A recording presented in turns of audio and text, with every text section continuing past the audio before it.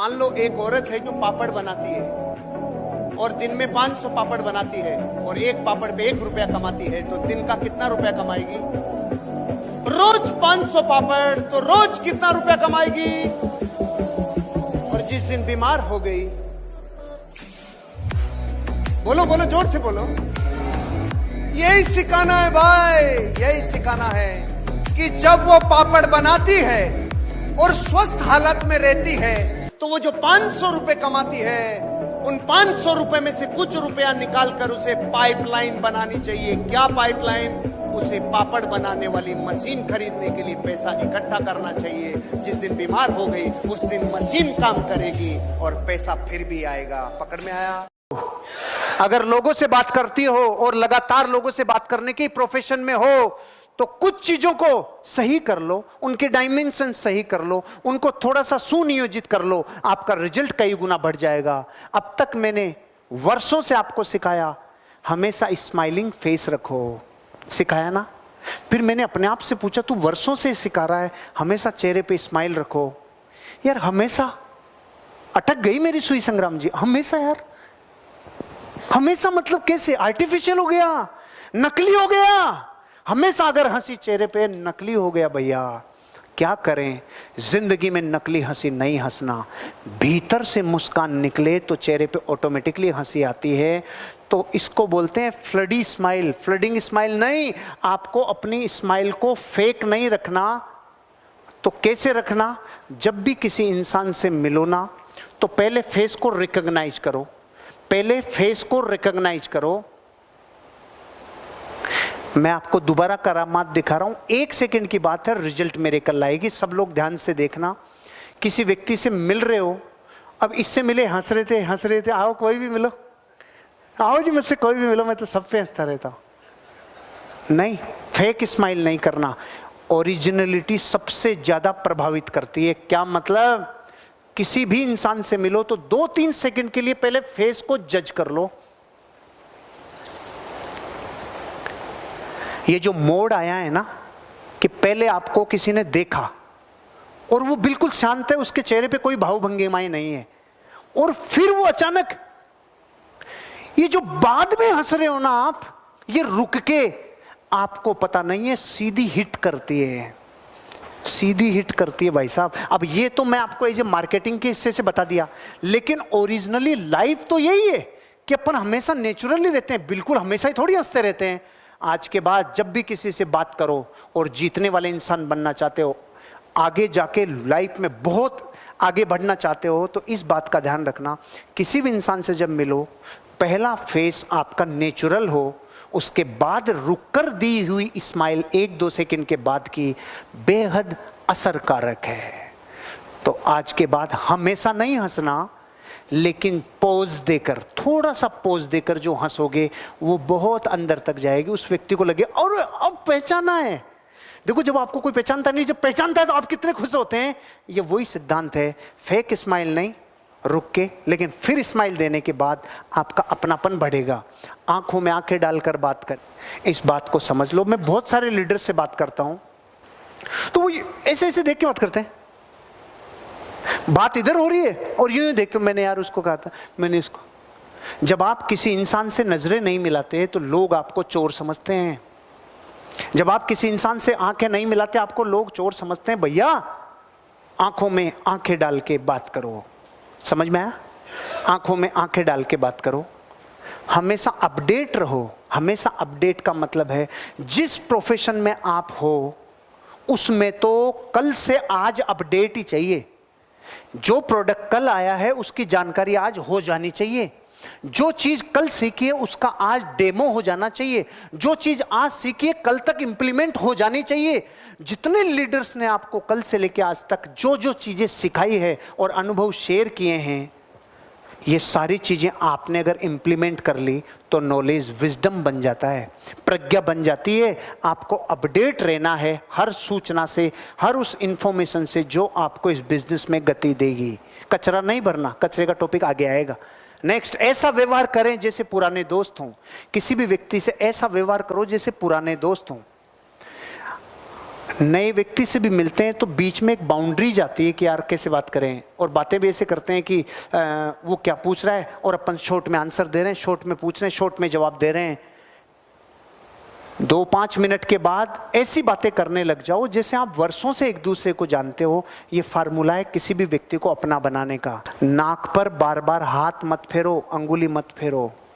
नाक के ऊपर जब बात करते टाइम आप हाथ देते हो ना, अमेरिका का एक प्रेसिडेंट था, 2 प्रेसिडेंट थे जो चुनाव के प्रत्याशी थे, और दोनों चुनाव के प्रत्याशियों में बहस होती है अमेरिका में पहले, चुनाव से पहले। और एक व्यक्ति अपना प्रेसिडेंट का चुनाव सिर्फ इसलिए हार गया क्योंकि वो यूं हाथ लगा रहा था। जब आपका कॉन्फिडेंस डाउन होता है, जब अंदर कुछ कमी होती है, जब कुछ चीजें अधूरी होती है, तो ऑटोमेटिकली इंसान के नाक पे हाथ जाता है। और जब जब नाक पे हाथ जाता है बात करते टाइम, ये बॉडी लैंग्वेज सामने वाला नोट करता है। मत करो ऐसा, नाक पर बार बार हाथ नहीं डालना। आगे चलकर बात करें, इंतजार नहीं करें। कभी कभी बड़े लेवल पे हो जाते हैं, एसटीसी बन गए, डीटीसी बन गए, तो नया व्यक्ति आया, उसके साथ कोई व्यक्ति आया है तो वो आके मिला रहा है, ओके, लेकिन कभी कभी स्वभाव ऐसा रखो, आगे चल के बात कर लो। और अगर आप और भी बड़े लीडर हो, एसटीसी हो, आरटीसी हो, एनटीसी हो, और कोई भी नया व्यक्ति है वो शर्मा रहा है, थोड़ा सा घबरा रहा है, आगे चल के बात करो। जिस दिन उसको पता चलेगा ये व्यक्ति एनटीसी था, ये व्यक्ति इतना बड़ा लीडर था, ये व्यक्ति आरटीसी है, ये करोड़पति क्लब में जाने वाला है, और ये व्यक्ति मेरे से आगे से चल के बात कर रहा है, कभी इंतजार मत करना कि मुझसे वो आके बात करे। आगे से चल के बात करने का स्वभाव बनाओ, बहुत आगे जाओगे। और जब आप छोटी छोटी बातों को छोटा छोटा आंसर देते हो तो बातें खत्म हो जाती है। विवरण देना चालू करो।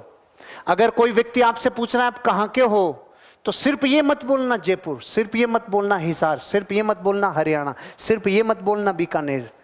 आपको बोलना है मैं मेरी गुलाबी नगरी में रहने वाला हूँ, जिसे दुनिया पिंक सिटी के नाम से जानती है, उस शहर का नाम है जयपुर।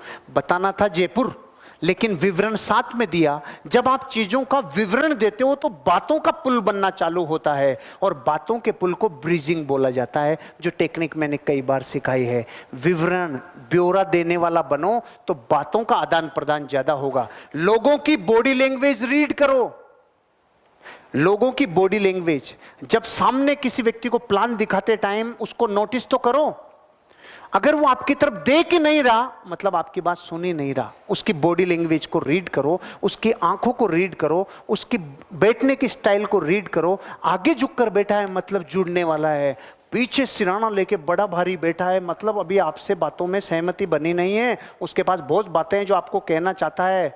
नहीं नहीं, बॉडी लैंग्वेज पढ़ने में मास्टर हो गए। जब मेरी ऑडियंस में डिफरेंट लोग होते हैं और कई लोग यूं करके पीछे बैठे रहते हैं ना, तो फिर मैं यूं आ जाता हूं, मैं अपने आप को डाइवर्सिफाई करता हूं, मैं सब्जेक्ट को रस बनाने का कोशिश करता हूं, क्योंकि बॉडी लैंग्वेज स्टडी करके कैरियर नहीं पार पड़ रही। और जब बॉडी लैंग्वेज यूं रहे तो फिर उस चीज को और ज्यादा डेवलप किया जा सकता है। बॉडी लैंग्वेज रीड करो, सामने वाले के मूड से मैचिंग करो। हम नेटवर्कर हैं, हम बिजनेस में रात दिन एक्साइटेड रहते हैं, मीटिंग्स में जाते हैं, सेमिनार्स में जाते हैं, लेकिन कभी कभी ऐसे व्यक्ति से मिलते हैं जो दुखी हैं। तो जो दुखी व्यक्ति होता है उसको अपन जाके कहते हैं एक्साइटेड रह, जिंदगी बदल जाएगी, क्या घबराता है तू, क्या कर रहा है। पता है वो आपकी बात क्यों नहीं मानेगा? क्योंकि आपने उसके अंदर एंट्री नहीं की। एंट्री कब करोगे? जैसा सामने वाले का मूड है ना, पहले वैसा मूड बना के उसके पास क्या हो गया, क्या हो गया, तकलीफ है बहुत, अच्छा, इतनी स्लो से चालू करो, इतनी स्लो से चालू करो कि उसको उठाकर एनर्जी की तरफ ला सको। इसके लिए पहले मूड मैचिंग जरूरी है।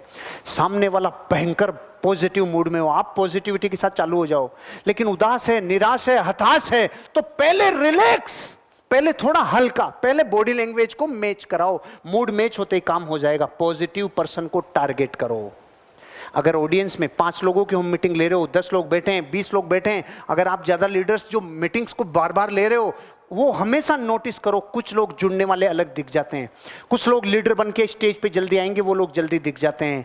किसी भी इंसान से बात करते टाइम अगर आप इन 10 चीजों का ध्यान रखेंगे हैं और बोलते हैं हेलो एवरीवन, मैं आ गया। इन लोगों को दुनिया में ज्यादा पूछा नहीं जाता और ज्यादातर बेवकूफ ही बनाया जाता है। दूसरे होते हैं वो इंसान जो रूम में एंटर करते हैं और रूम में बैठे सारे लोग खुशी से चिल्लाते हैं, फाइनली ये आ गया। ये वो लोग हैं जिनका सब इंतजार करते हैं। उम्मीद है इस वीडियो को पूरा देखने के बाद आप सेकंड कैटेगरी वाले लोगों में शामिल होंगे। दोस्तों, आज इस वीडियो में हम ली लाउंडेज की book how to talk to anyone से कुछ इंपॉर्टेंट कम्युनिकेशन स्किल सीखेंगे, जो आपको बताएंगे कि 1. किसी पर्टिकुलर पर्सन से रिस्पेक्ट पाने के लिए किस तरीके से बात करें। 2. ऐसा क्या करें कि आपको कभी बात करते हुए ये ना सोचना पड़े कि अब मैं आगे क्या बोलूं। 3. जब कोई आपसे पूछे कि बताओ तुम क्या करते हो, तो उसे क्या जवाब दें। 4. ऐसा क्या करें कि आपके पास हमेशा कुछ ना कुछ बोलने के लिए इंटरेस्टिंग हो। 5. जब आपका किसी इंसान से बात करने का मूड ना हो और हमें लगता हो कि वो अपना मुंह बंद रखे, तो उससे कैसे बात करें। 6. हम लोगों को किस डिफरेंट तरीके से थैंक यू बोलें कि वो हमें पसंद करने लगे। 7. वो स्पेशल बात करने का कौन सा तरीका है जिससे लोग समझेंगे कि आप उनकी फैमिली जितने क्लोज हो। तो आइए देखते हैं इन सीक्रेट कम्युनिकेशन स्किल्स को, जो बहुत ही कम लोगों को पता होती है। तो नंबर 1 आता है कि हम किसी पर्टिकुलर पर्सन से रिस्पेक्ट पाने के लिए किस तरीके से बात करें। इसके लिए ऑथर ने 2 तरीके दिए हैं। पहला तरीका है यू कम्युनिकेशन। अगर मैं आपसे पूछूं कि आपकी लाइफ में सबसे ज्यादा इंपॉर्टेंट इंसान कौन है, तो आप बहुत लोगों का नाम लोगे, ब्रदर, सिस्टर, वाइफ एक्सेट्रा। लेकिन मैक्सिमम लोगों की लाइफ में सबसे इंपॉर्टेंट इंसान वो खुद है। अगर आप किसी से बात करते वक्त सेंटेंसेस इस तरीके से बोलो जिसमें दूसरे इंसान का जिक्र हो, तो वो आपको पसंद करेगा ही करेगा। फॉर एग्जाम्पल, अगर एक लड़की आपको बोलती है, मुझे आपका सूट बहुत अच्छा लगा, क्या आपको ये कॉम्प्लीमेंट ज्यादा पसंद आएगा या फिर दूसरी लड़की जो आपको ये बोलती है, तुम इन कपड़ों में बहुत अच्छे लग रहे हो? ऑब्वियसली हम सबको दूसरा कमेंट ही पसंद आएगा, क्योंकि इसमें हमारा जिक्र है। एग्जाम्पल 2, कोई आपको कहता है ये एक अच्छा क्वेश्चन है, दूसरा इंसान आपसे कहता है तुमने एक बहुत ही अच्छा क्वेश्चन पूछा है, तो इसमें भी आपको दूसरा कॉम्प्लीमेंट ही पसंद आएगा, क्योंकि इसमें आपके बारे में बोला गया है। सेंटेंसेस को थोड़ा सा चेंज करके आप किसी को बहुत ज्यादा इन्फ्लुएंस कर सकते हो। अब कई लोगों को डायरेक्ट तारीफ पसंद नहीं आती और उन्हें लगता है कि लोग उनकी चापलूसी कर रहे हैं, स्पेशली अगर दूसरा इंसान आपसे अच्छी पोजीशन में है। तो इन लोगों को इन्फ्लुएंस करने के लिए हम इनके बेस्ट फ्रेंड्स या रिलेटिव्स के सामने इनकी तारीफ कर सकते हैं, जैसे कि मिस्टर शर्मा एक अच्छे कैरेक्टर के इंसान हैं, वो सबका ख्याल रखते हैं। अब जब आपकी ये तारीफ आपके टारगेट को किसी और के जरिए पता चलेगी, तो आप उसे और ज्यादा इन्फ्लुएंस कर दोगे, क्योंकि मैक्सिमम टाइम लोग पीठ के पीछे बुराई ही करते हैं और अपनी अच्छाई सुन के दूसरा इंसान आपको भी अच्छा ही समझेगा। नेक्स्ट टेक्निक कहती है कि ऐसा क्या करें कि आपको कभी बात करते हुए ये ना सोचना पड़े कि मैं अब आगे क्या बोलूं। कई बार ऐसी बहुत सारी मूवमेंट्स आती हैं जब हमारे पास बात करने के लिए कुछ होता ही नहीं है, क्योंकि हमें उस टॉपिक के बारे में कुछ पता ही नहीं होता और हम बस हाँ करते रहते हैं। नेक्स्ट टाइम अगर आप ऐसी सिचुएशन में पड़ो, तो ऑथर ने हमें ये टेक्निक दी है जिसे कहते हैं पैरेटिंग टेक्निक। इस टेक्निक में हम एक तोते की तरह दूसरे इंसान के लास्ट 3 वर्ड्स को एक एक्सप्रेशन के साथ रिपीट करना होता है। इसे हम बुक में दिए गए एग्जांपल से समझ लेते हैं। ऑथर कहती है कि मेरा एक फ्रेंड है फिल, जो मुझे हमेशा एयरपोर्ट में अपनी कार में लेने आता था। मैं हर बार इतनी थकी हुई होती थी कि मैं उसकी कार में सो जाती थी और उसे एक ड्राइवर की तरह फील होता था। लेकिन इस बार मैंने एक नई टेक्निक सीखी थी, पैरेटिंग टेक्निक। जब वो इस बार मुझे लेने आया, तो मैं उसकी कार की फ्रंट सीट में बैठ गई और उसे लगा कि मैं हर बार की तरह सो जाऊंगी। लेकिन मैंने उससे पूछा कि वो कहाँ से आया है। उसने कहा थिएटर से। तो मैंने भी रिपीट कर दिया, ओ थिएटर से। फिर फिल ने कहा हाँ बहुत अच्छा शो था। इस पर मैंने दोबारा पैरेटिंग करी, अच्छा शो था। इस पर दोबारा फिल ने कहा हाँ स्टीफन का शो था, स्वीनी टॉड। मैंने दोबारा कह दिया स्वीनी टॉड। ऑथर कहती हैं कि वो बार बार बस एक इमोशन के साथ फिल के लास्ट 3 वर्ड्स को रिपीट करती रही और ऐसे उनकी कॉन्वर्सेशन तब तक चलती रही जब तक फिल ने ऑथर को उनके घर ड्रॉप नहीं कर दिया। और जाते जाते फिल ने कहा तुमसे बात करके आज मुझे बहुत अच्छा लगा, जबकि ऑथर को शो के बारे में कुछ नहीं पता था। नेक्स्ट टेक्निक कहती है कि जब कोई आपसे पूछे कि बताओ तुम क्या करते हो, तो उसे क्या जवाब दें। ये टेक्निक कहती है कि सिर्फ ये ना बोलें कि मैं एक इंजीनियर हूँ या मैं एक साइको एनालिसिस्ट हूँ। अगर हम चाहते हैं कि लोग हम में इंटरेस्ट दिखाएं, तो हमेशा अपने प्रोफेशन के साथ एक छोटी सी स्टोरी सामने वाले पर्सन के अकॉर्डिंग हमें ऐड कर देनी चाहिए। फॉर एग्जाम्पल, अगर आपसे एक यंग मदर पूछती है कि आप क्या करते हो और आप एक लॉयर हो, तो सिर्फ ये कहने के बजाय कि मैं एक लॉयर हूँ, हम कह सकते हैं मैं एक लॉयर हूँ, मैंने ऐसे केसेस लड़े हैं जिसमें मैंने मदर्स को उनकी प्रेगनेंसी के वक्त मैटरनिटी लीव दिलवाई है ताकि वो अपनी हेल्थ का पूरा ख्याल रख सके। उसी तरह अगर आपसे यही सवाल एक बिजनेसमैन ओनर पूछता है, तो आप कह सकते हैं मैं एक लॉयर हूँ, मैंने रिसेंटली ऐसा केस लड़ा था जिसमें एक एम्प्लॉयर को सजा हुई क्योंकि उसने अपने एम्प्लॉय से जॉब इंटरव्यू के टाइम पर एक पर्सनल सवाल पूछना स्टार्ट कर दिया। इस तरह छोटी सी स्टोरी ऐड करने से लोग आप में ज्यादा इंटरेस्ट दिखाएंगे। Suppose it's your exam tomorrow. You are going through the previous year's papers.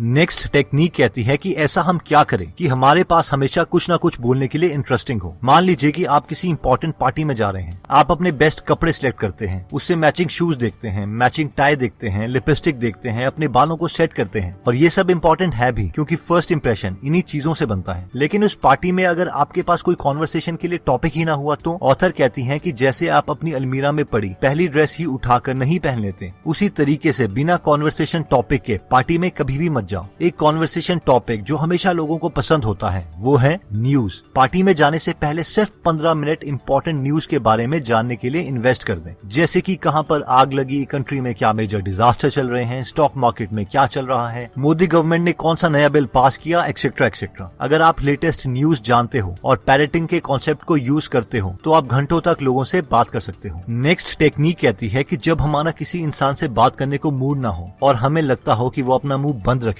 तो हम उसे क्या बोलें। इसके लिए ऑथर ने एक कमाल की टेक्निक दी है जिसे कहते हैं द ब्रोकन रिकॉर्ड। ये टेक्निक कहती है कि अगर कोई हमें बार बार एक ही सवाल पूछता रहे तो हमें भी बार बार एक ही टोन में सेम रिप्लाई करना होगा। फॉर एग्जाम्पल, अगर आप और आपकी गर्लफ्रेंड सेम ट्यूशन क्लासेस में जाते थे लेकिन अब आपका उनके साथ ब्रेकअप हो गया है और पार्टी में आपको आपकी एक्स गर्लफ्रेंड की फ्रेंड्स मिलती हैं और वो बोलती हैं क्या तुम लोग अभी भी सेम ट्यूशन में पढ़ते हो, तो आप कह सकते हो हाँ ट्यूशन सेम है और हम अभी अपनी पढ़ाई में ध्यान दे रहे हैं। अगर वो दोबारा आपसे पूछती हैं क्या तुम लोग अभी भी सेम ट्यूशन में पढ़ते हो, तो आप दोबारा से सेम टोन में आंसर दे सकते हैं हाँ ट्यूशन सेम है और हम अपनी पढ़ाई में अभी ध्यान दे रहे हैं। अगर वो आपसे और इन्फॉर्मेशन निकालने के लिए बेशरम होके दोबारा से सेम या इससे रिलेटेड इन्फॉर्मेशन पूछती हैं तो आप भी सेम टोन में एग्जैक्टली सेम आंसर दे सकते हो, जैसे कि एक टूटी हुई सीडी में सॉन्ग की सेम लाइन बार बार प्ले हो रही हो। नेक्स्ट टेक्निक कहती है कि हम लोगों को किस डिफरेंट तरीके से थैंक यू बोलें कि वो हमें पसंद करने लगे। ऑथर कहती हैं कि कभी भी थैंक यू को अकेले मत बोलो, दूसरे इंसान को ये बताना जरूरी है कि हम उसे किस चीज के लिए थैंक यू बोल रहे हैं, क्योंकि लोग एक दूसरे को इतनी बार थैंक यू बोल चुके होते हैं कि थैंक यू सुनकर उन्हें कोई फर्क ही नहीं पड़ता। थैंक यू किसी रीजन के साथ बोलें। For example, thank you for coming, thank you for being so understanding,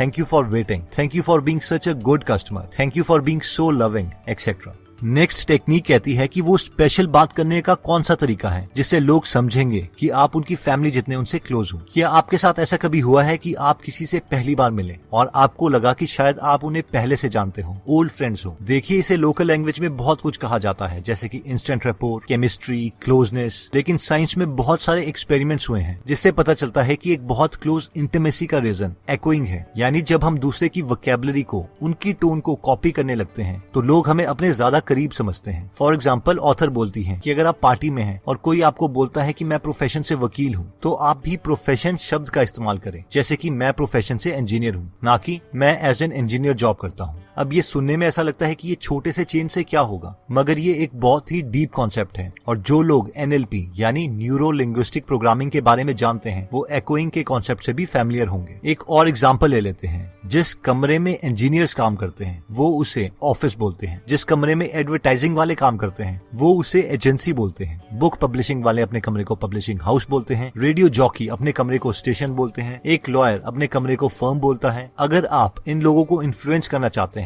तो इनकी ही वोकैबुलरी को यूज करें। तो दोस्तों, इस वीडियो में हमने अपनी कम्युनिकेशन स्किल्स को बढ़ाने के लिए 7 मेथड्स देखी थी, जिसमें सबसे पहला मेथड था कि किसी पर्टिकुलर पर्सन से रिस्पेक्ट पाने के लिए किस तरीके से बात करें। इसके लिए हमने 2 मेथड्स देखे थे, जिसमें पहला मेथड था यू कम्युनिकेशन, यानी हमेशा पॉजिटिव कमेंट्स में दूसरे बंदे का जिक्र करें। सेकंड, और हो सके तो अपने टारगेट की उनके क्लोज फ्रेंड्स और रिलेटिव के सामने तारीफ करें। नेक्स्ट था कि ऐसा क्या करें कि आपको कभी भी बात करते हुए ये ना सोचना पड़े कि अब मैं आगे क्या बोलूं। इसमें हमने पैरेटिंग टेक्निक देखी थी, जिसमें हमने सामने वाले के लास्ट 3 वर्ड्स को डिफरेंट एक्सप्रेशन के साथ रिपीट करना है। नेक्स्ट हमने देखा था कि जब कोई आपसे पूछे कि बताओ तुम क्या करते हो, तो हमें इंटरेस्टिंग साउंड करने के लिए अपने प्रोफेशन के साथ एक छोटी सी स्टोरी भी ऐड करनी है। नेक्स्ट, अगर हम चाहते हैं कि हमारे पास हमेशा कुछ ना कुछ बोलने के लिए इंटरेस्टिंग हो, तो हमें लेटेस्ट न्यूज के 2-3 टॉपिक्स को हमेशा देख लेना चाहिए ताकि कॉन्वर्सेशन जल्दी स्टार्ट हो जाए। नेक्स्ट, जब आपका किसी इंसान से बात करने को मूड ना हो और आपको लग रहा हो कि वो बस चुप हो जाए, तो हम ब्रोकन रिकॉर्ड टेक्निक को यूज कर सकते हैं, यानी बार बार सेम सेंटेंसेस सेम टोन में बोलने चाहिए। नेक्स्ट टेक्निक कहती है कि हमें लोगों को सिर्फ थैंक यू नहीं बोलना चाहिए, बल्कि उन्हें ये भी बताना चाहिए कि हम उन्हें थैंक यू किस चीज के लिए बोल रहे हैं। नेक्स्ट टेक्निक कहती है कि अगर हम चाहते हैं कि लोग समझे कि हम उनकी फैमिली जितने उनसे क्लोज हैं, तो हमें उनकी ही वोकैबुलरी